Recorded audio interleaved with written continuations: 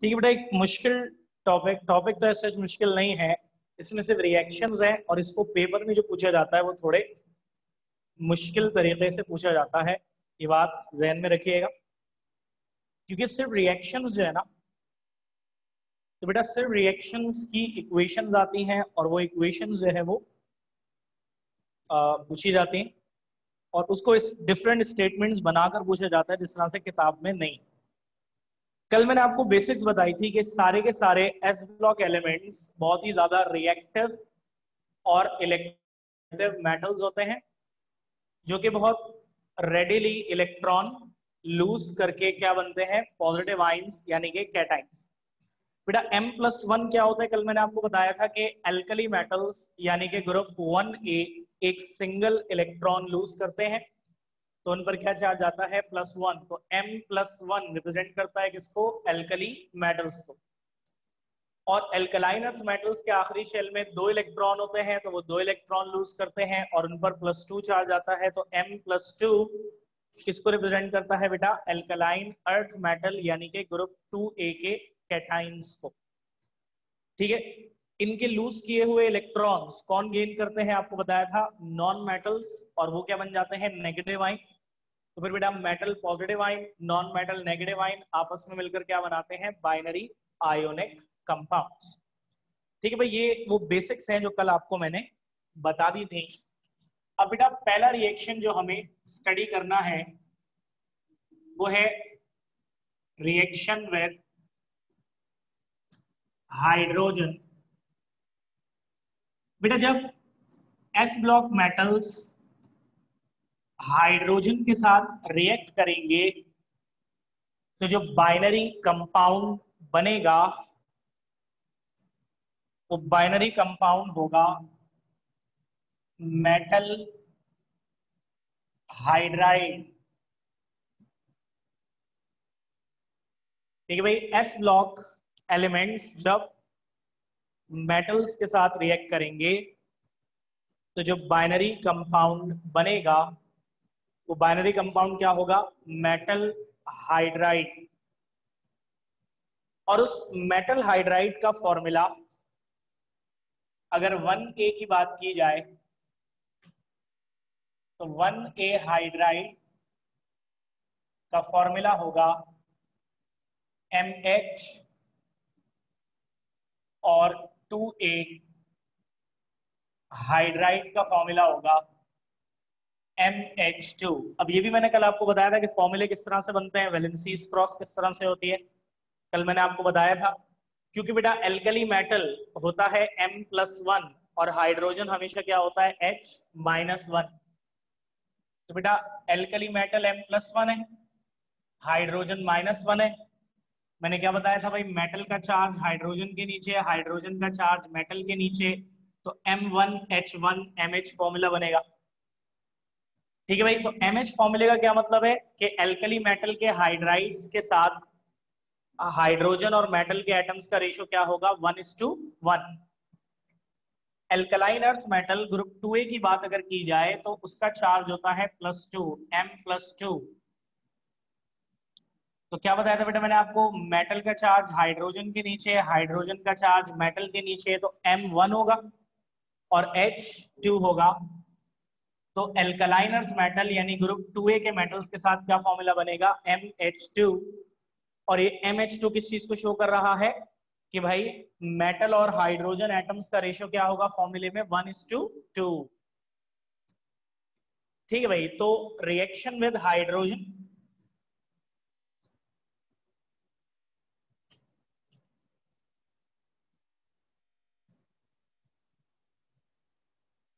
ठीक है भाई, सोडियम हाइड्रोजन क्या बनेगा, NaH, सोडियम हाइड्राइड। अब देख लो बेटा, सोडियम एल्कली मेटल है, तो सोडियम मेटल और हाइड्रोजन एटम्स का रेशियो क्या है फॉर्मूले में, 1:1 MH। अगर आप कैल्शियम की बात करो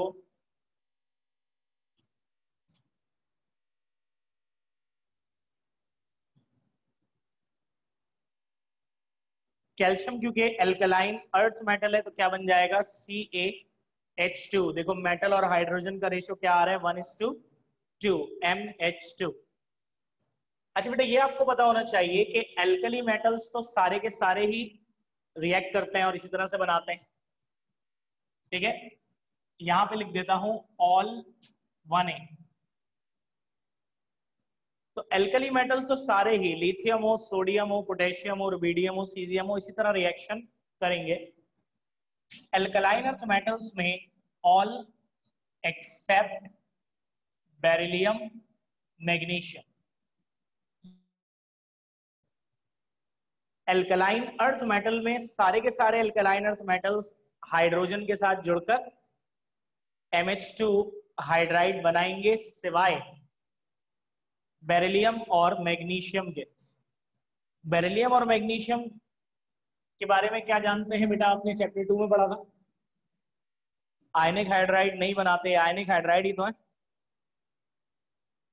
बेरिलियम और मैग्नीशियम पॉलीमेरिक हाइड्राइड बनाते हैं, ठीक है बेटा, इसलिए यहां पर उसको एक्सेप्शन में लिखा गया है।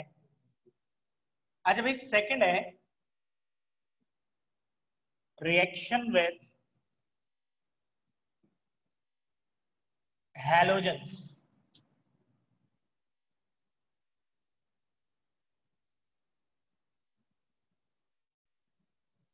ठीक है भाई, रिएक्शन विद हैलोजेंस।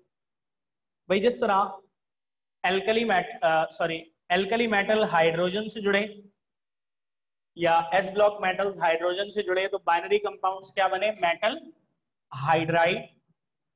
बेटा जब एस ब्लॉक मेटल्स हैलोजन से जुड़ेंगे तो बाइनरी कंपाउंड्स बनेंगे मेटल हैलाइड्स। ठीक है भाई, हाइड्रोजन के साथ क्या बना, मेटल हाइड्राइड्स। हैलोजेंस के साथ क्या बनेंगे, मेटल हैलाइड्स। और मेटल हैलाइड्स का जनरल फॉर्मूला अगर 1A के हाइड्राइड्स की बात करें, 1A के हैलाइड्स की बात करें, यानी जब हैलोजन ग्रुप 1A से जुड़ेगा तो फॉर्मूला बनेगा MX। बेटा याद रखिएगा, हैलोजन को आप पूरी सेकेंड ईयर केमिस्ट्री में X से रिप्रेजेंट करेंगे, क्योंकि हैलोजन ग्रुप है ना, फ्लोरीन, क्लोरीन, ब्रोमीन, आयोडीन सब आते हैं इसमें। तो हैलोजेंस को जनरली हम किससे रिप्रेजेंट करते हैं, X से। इस X की जगह फ्लोरीन भी हो सकता है, क्लोरीन भी, ब्रोमीन भी और आयोडीन भी हो सकता है, ठीक है बेटा।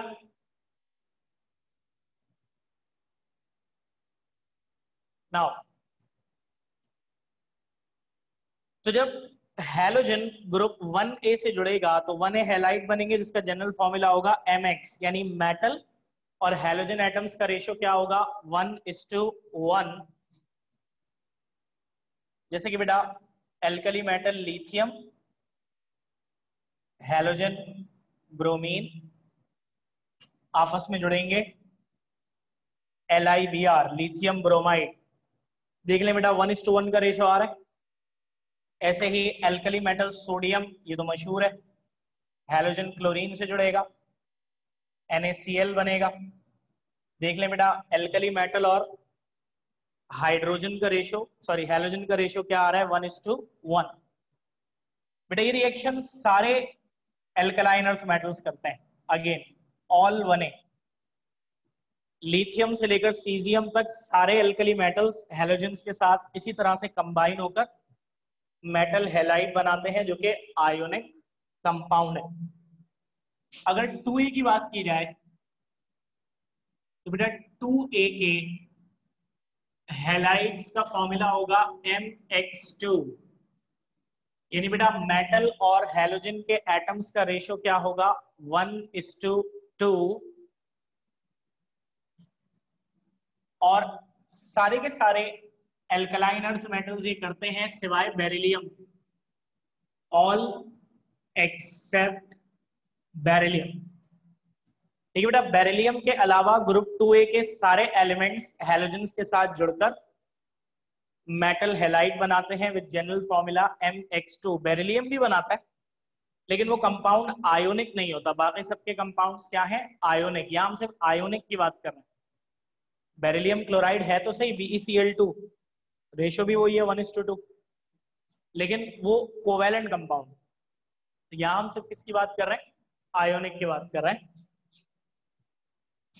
ठीक है भाई, तो alkali metal magnesium with chlorine MgCl2।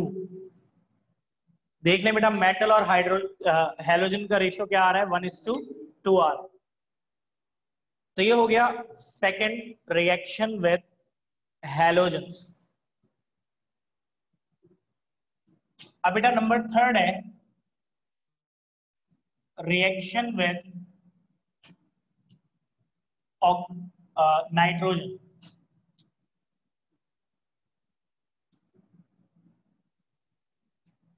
बेटा ये आज मैं चाह रहा हूं कि पूरा हो जाए, एक तो वीक की लास्ट क्लास है, दूसरा ये टॉपिक पूरा हो जाएगा मैं ये बताऊंगा कि इसको पूछा कैसे जाता है, इसलिए मैं रुक के बगैर थोड़ा चल रहा हूँ। तो बेटा आप लोग जरा साथ साथ चलिएगा। अच्छा भाई, रिएक्शन विद नाइट्रोजन, भाई जिस तरह एस ब्लॉक मेटल हाइड्रोजन से जुड़े तो बाइनरी कंपाउंड्स क्या बने, metal hydrides. S block metals halogen से जुड़े तो बाइनरी कंपाउंड्स क्या बने, मेटल हैलाइड्स। इसी तरह एस ब्लॉक मेटल्स जब नाइट्रोजन से जुड़ेंगे तो बाइनरी कंपाउंड्स क्या बनेंगे बेटा, मेटल नाइट्राइड। ठीक है भाई, क्या बनेंगे, मेटल नाइट्राइड्स। अब ग्रुप 1A के साथ जब नाइट्रोजन जुड़ेगा, ग्रुप 1A का नाइट्राइड बनेगा जिसका फॉर्मूला होगा M3N। ठीक है बेटा, M3N। M3N क्यों, क्योंकि बेटा एल्कली मेटल का चार्ज +1 होता है, सब जानते हैं, नाइट्रोजन का -3 होता है। तो जब आप फॉर्मूला बनाएंगे तो क्या बनेगा, M3N। ठीक है बेटा, तो सोडियम और नाइट्रोजन का रिएक्शन करेंगे तो क्या बनेगा, Na3N सोडियम नाइट्राइड। देख ले बेटा, मेटल और नाइट्रोजन का रेशियो 3:1 सेम फॉलो हो रहा है। इसी तरह ग्रुप 2A के नाइट्राइड का जनरल फॉर्मूला होगा M3N2, यानी मेटल और नाइट्रोजन एटम्स का रेशियो क्या होगा, 3:2। ठीक है बेटा, मेटल और नाइट्रोजन एटम्स का रेशियो क्या होगा, 3:2। Magnesium with nitrogen Mg3N2 magnesium nitride. तो देख ले बेटा, 3:2 का रेशियो आ रहा है मेटल और नाइट्रोजन के एटम्स का। तो ये तीसरा हो गया रिएक्शन विद नाइट्रोजन। ठीक है भाई, 3 रिएक्शंस हो चुके हैं हमारे रिएक्शन विद नाइट्रोजन तक। अब चौथा रिएक्शन विद ऑक्सीजन है, थोड़ा डिटेल्ड है, ध्यान से सुनिएगा। भाई आपको बताया जिस तरह एस ब्लॉक मेटल हाइड्रोजन से जुड़ेगा, बाइनरी कंपाउंड क्या बनेगा, मेटल हाइड्राइड। हाइड्रोजन से जुड़ेगा तो बाइनरी कंपाउंड क्या बनेगा, मेटल हैलाइड। नाइट्रोजन से जुड़ेगा तो बाइनरी कंपाउंड क्या, हैलाइड। बेटा ऑक्सीजन से जुड़ेगा तो क्या बनना चाहिए, मेटल ऑक्साइड। सिंपल सी बात। ठीक है भाई, मेटल ऑक्साइड बनना चाहिए। अब बेटा अगर आपको याद हो, जब आप छोटे मोटे मासूम बच्चे हुआ करते थे, यानी क्लास 9th में, तो 9th क्लास में टॉपिक था ऑक्साइड्स, और ऑक्साइड्स की 9th क्लास में आपने 3 टाइप्स पढ़ी थी। एक आपने पढ़ी थी नॉर्मल ऑक्साइड, एक आपने पढ़ी थी परऑक्साइड। बेटा वो नॉर्मल की फर्दर टाइप्स थी, एसिडिक बेसिक वाली। सही रट्टा नहीं लगाया था तुम लोगों ने। और तीसरी थी सुपर ऑक्साइड्स।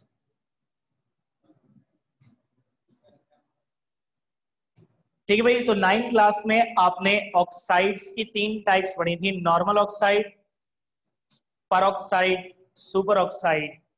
मैं ये तो आपसे कभी भी नहीं कहता कि आपको ये, आप मुझे ये बताएं कि नॉर्मल पर सुपर क्या होती है, लेकिन मैं आपसे ये जरूर पूछता हूँ कि आप नाम तो सुना ही होगा ना, कि ऐसा कुछ पढ़ा था आप लोगों ने, नॉर्मल ऑक्साइड, पर ऑक्साइड, सुपर ऑक्साइड। बेटा ये नॉर्मल, पर और सुपर ऑक्साइड बेसिकली ऑक्सीजन की वैलेंसी के हिसाब से होती है। देखो, जिस नॉर्मल ऑक्साइड उसे कहते हैं जिसमें ऑक्सीजन की वैलेंसी या चार्ज -2 होता है। हर वो ऑक्साइड जिसमें ऑक्सीजन का चार्ज -2 है उसे क्या कहा जाता है? Normal oxide. परऑक्साइड उसे कहते हैं जिसमें ऑक्सीजन का चार्ज -1 हो। अब ये सिंप्लीफाइड बात है बेटा, ध्यान से सुने, ध्यान से सुने। रियल ये नहीं है, रियल ये है बेटा, परऑक्साइड आयन होता है O2 -2 आयन। असल जो परऑक्साइड आयन है उसमें 2 ऑक्सीजन एटम्स जुड़े हुए होते हैं और ओवरऑल चार्ज होता है -2। असल परऑक्साइड आयन ये है, O2 -2 आयन को परऑक्साइड आयन कहते हैं। अब उसको जब सिंप्लीफाई कर दो तो 2 के साथ -2 तो 1 के साथ -1 आएगा। But you must know peroxide ion ये नहीं है, ये है।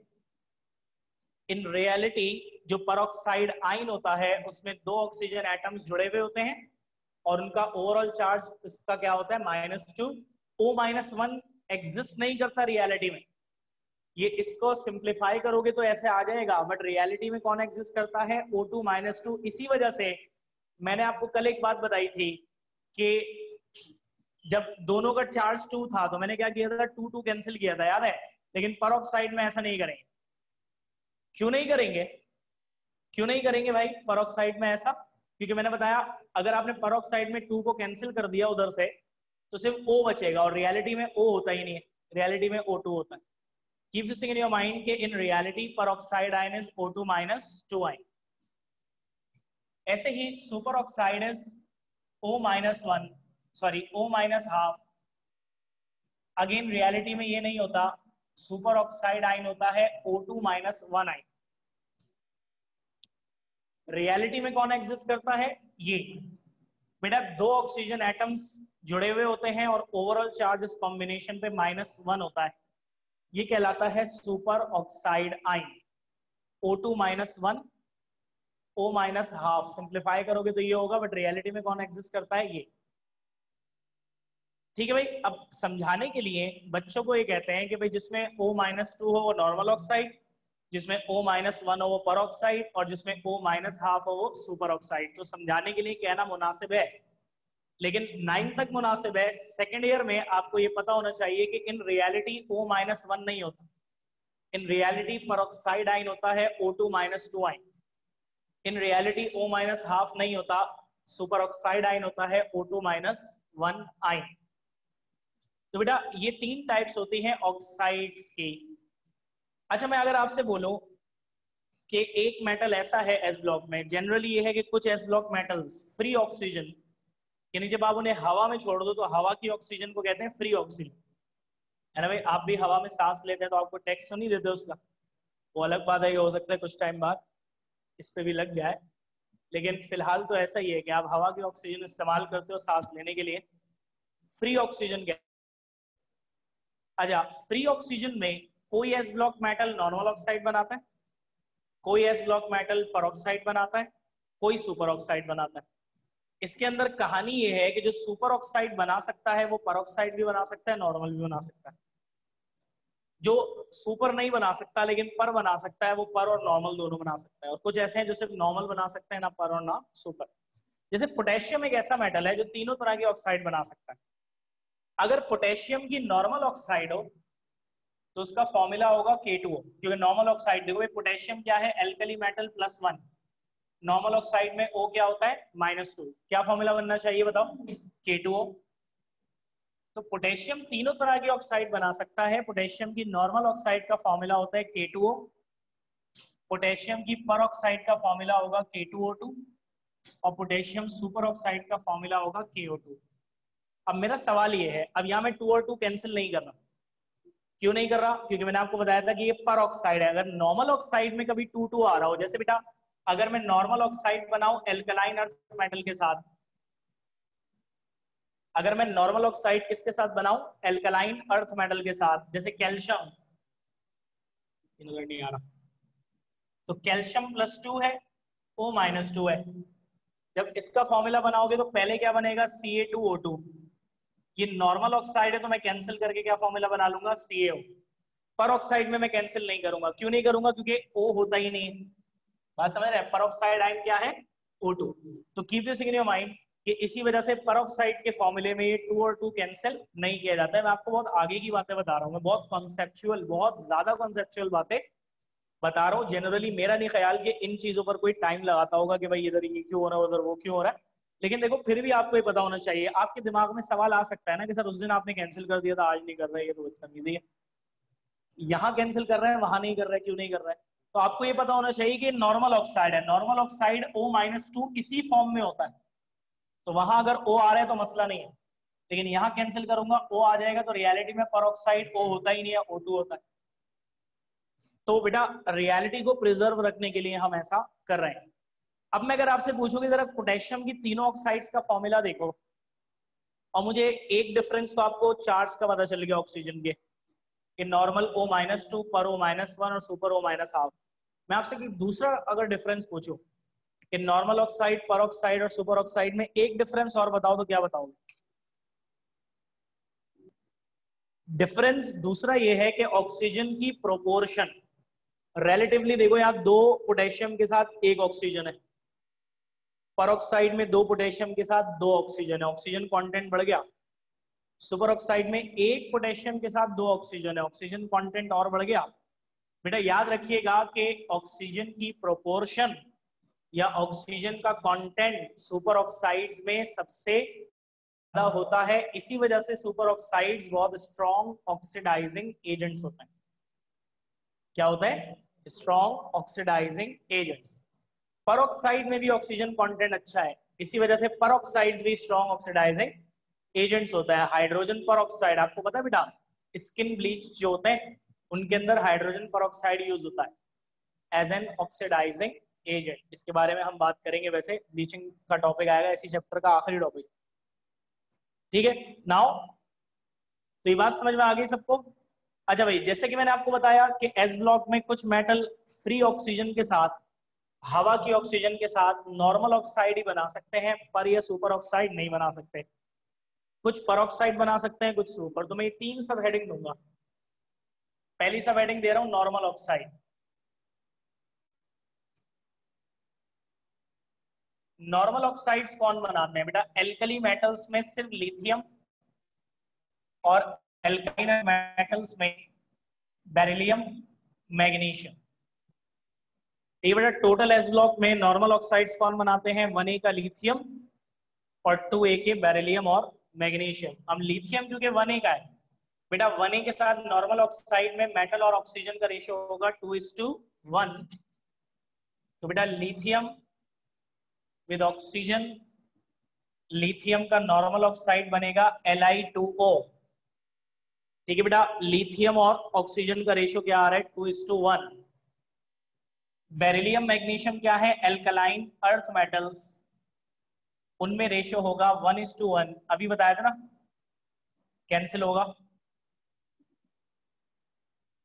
तो 1A का लिथियम नॉर्मल ऑक्साइड बना रहा है, 1A के साथ नॉर्मल ऑक्साइड में मेटल ऑक्सीजन का रेशियो 2:1 होगा। 2A के बेरिलियम मैग्नीशियम नॉर्मल ऑक्साइड बनाते हैं, तो बेटा 2A मेटल के साथ ऑक्सीजन का रेशियो नॉर्मल ऑक्साइड में क्या होगा, 1:1।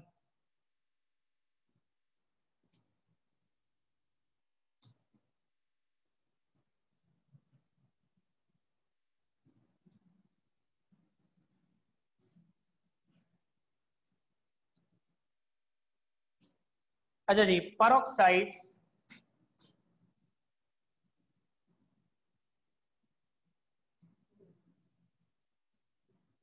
Free oxygen. बेटा ये बात जहन में रखिएगा कि ये जिस ऑक्सीजन से रिएक्शन हो रहा है कौन सी ऑक्सीजन है, फ्री ऑक्सीजन। फ्री ऑक्सीजन मतलब हवा की ऑक्सीजन, मतलब हवा में अनलिमिटेड है ना, इसलिए।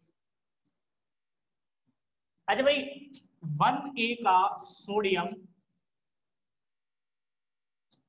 और 2A के calcium strontium, barium. Free oxygen यानी हवा की ऑक्सीजन के साथ कौन सी ऑक्साइड बनाते हैं? परऑक्साइड। ठीक बेटा, 1A में सोडियम और 2A में कैल्शियम, स्ट्रोंशियम, बेरियम। हवा की ऑक्सीजन यानी फ्री ऑक्सीजन के साथ क्या बनाते हैं? पर ऑक्साइड। देखिए बेटा, सोडियम विद ऑक्सीजन Na2O2 बनेगा।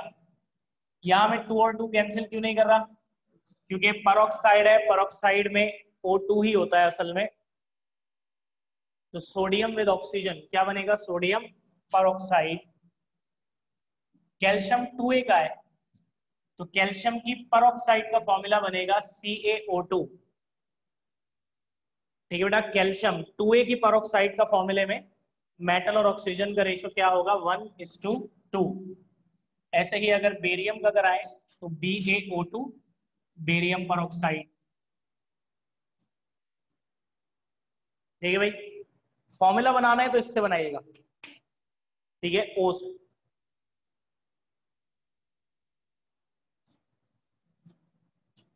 और फाइनली बेटा, सुपर ऑक्साइड कौन से एस ब्लॉक मेटल्स हवा की ऑक्सीजन के साथ सुपर ऑक्साइड्स बनाते हैं? बेटा, सिर्फ और सिर्फ 1A के पोटेशियम, रुबीडियम, सीरियम। बेटा, ग्रुप 2A का कोई मेटल पर ऑक्साइड नहीं बनाता, सुपर ऑक्साइड नहीं बनाता। क्या हो गया? क्या हो गया?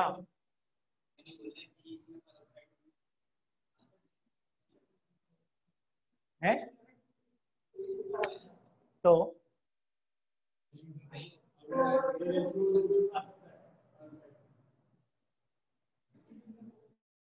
वहां पे आ रहा है CaO2 और KO2। अगर आप इन दोनों को कंपेयर कर रहे हो तो वो पर ऑक्साइड है, ये सुपर ऑक्साइड है, क्योंकि वो एल्कलाइन, वो 2A मेटल है, 1A मेटल है।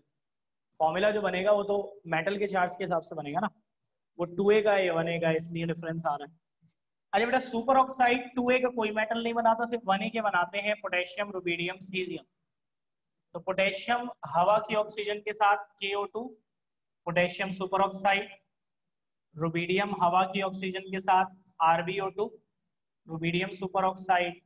सीजियम हवा की ऑक्सीजन के साथ CsO2, सीजियम सुपर ऑक्साइड। बेटा, मैंने आपको बताया कि जब ये खुली ऑक्सीजन अवेलेबल होती है ना, हवा की ऑक्सीजन, तो जब ऐसा होगा कि सोडियम, कैल्शियम, बेरियम परऑक्साइड बनाएंगे, ना नॉर्मल ना सुपर। वो सुपर नहीं बना सकते, नॉर्मल बना सकते हैं, लेकिन जब खुली ऑक्सीजन अवेलेबल है तो फिर वो परऑक्साइड बनाएंगे। ऐसे ही पोटेशियम, रुबीडियम, सीजियम दोनों बना सकते हैं, नॉर्मल भी और परऑक्साइड भी। लेकिन अब फ्री ऑक्सीजन अवेलेबल होती है तो फिर ये कौन सी ऑक्साइड बना लेते हैं? Super oxide. बेटा, पेपर में ना काफी टेढ़े तरीकों से आते हैं। देखो रिएक्शन पूछे कैसे जाते हैं, आज पहली बार एक चीज बताने जा रहा हूं, ध्यान से सुनना। बेटा, पेपर में इनऑर्गेनिक के अंदर कम, ऑर्गेनिक के अंदर ज्यादा, लेकिन होता दोनों में ही है। एक सवाल होता है, गिव द फॉलोइंग रिएक्शंस या व्हाट हैपेंस व्हेन, और उसके अंदर 4 पार्ट्स होते हैं। हर पार्ट में एक स्टेटमेंट होती है और उस स्टेटमेंट को समझ के आपने सिर्फ इक्वेशन लिखनी होती है। जैसे एक मरतबा आया कि what happens when nitrogen is passed over heated magnesium. What happens when main था, पहला पार्ट समझ लें क्या लिखा हुआ है, nitrogen is passed over heated magnesium. कौन क्या लिखना होगा इसे? जरा पीछे जाओ, रिएक्शन विद नाइट्रोजन में, और उसमें देखो मैग्नीशियम और नाइट्रोजन का रिएक्शन है, ये पूछा है। Magnesium is pass, sorry, nitrogen is passed over magnesium, heated magnesium. समझ में आ रहा है किस तरह से रिएक्शन पूछा है? कभी कभी रिएक्शन के अल्फाज, कभी कभी स्टेटमेंट के अल्फाज और तगड़े होते हैं। जैसे एक मरतबा आया कि what happens when sodium is tarnished in air. What happens when sodium is tarnished in air. अब बच्चे तो यही फंस गए कि टार्निश का क्या मतलब होता है। देखो बेटा, अंग्रेजी, उर्दू या कोई भी लैंग्वेज है, उसके अंदर अल्फाजों का एक जखीरा है। और ऑब्वियस सी बात है कि अगर अंग्रेजी या उर्दू का कोई ऐसा अल्फाज आपको दे दिया गया जो आपने पहले नहीं सुना, तो इसमें ऑब्वियस सी बात है केमिस्ट्री के टीचर की कोई गलती तो नहीं होगी ना, कि अगर आपकी अंग्रेजी या उर्दू अच्छी नहीं है तो। यहाँ इशू ये होता है, नहीं, यहाँ पे फोकस की बात है कि आप अगर टार्निश लफ्ज के पीछे पड़ गए तो इसका मतलब ये हुआ कि आपने पूरा सवाल गवा दिया।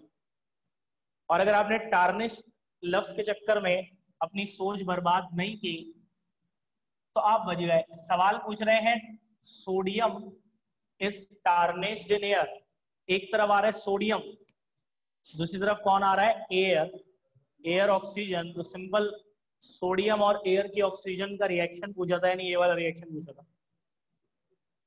तो बेटा देखें, दिमाग चलाना बहुत जरूरी होता है पेपर में, और सेकेंड ईयर केमिस्ट्री के पेपर में बहुत ज्यादा होता है। तो इतनी सी इक्वेशन है, ज्यादातर लोगों को याद हो जाएगी, और ज्यादातर लोगों को ये आती होगी, ज्यादातर लोग ये अटेम्प्ट कर सकते होंगे, लेकिन वही अल्फाज के हेर फेर की वजह से आपको इतना कंफ्यूज कर दिया जाएगा कि आप बोलोगे पता नहीं क्या पूछ लिया, टार्निश। अब एक लफ्ज के पीछे अगर आप ना पढ़ो ना, आप अपनी अकल का इस्तेमाल सही तरीके से करो, तो आपको पता चलेगा कि नहीं ऐसा कुछ लंबा चौड़ा तो नहीं पूछा। ठीक है मेरे बच्चों, सवाल इस तरह से आते हैं रिएक्शंस के